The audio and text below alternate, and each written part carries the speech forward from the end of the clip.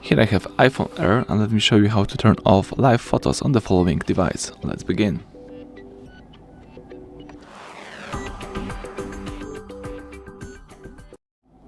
At the very beginning, let's open the camera. It's this icon right here.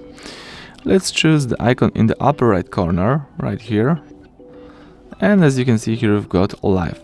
So if you tap live, you will enable live photos. If you tap live again, you've got live photos disabled.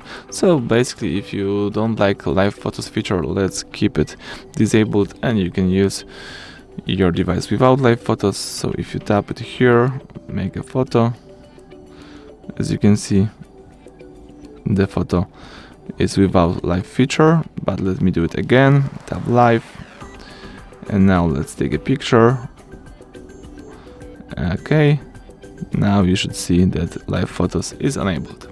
So that's it. Thank you for watching. Please subscribe to our channel and leave thumbs up under the video.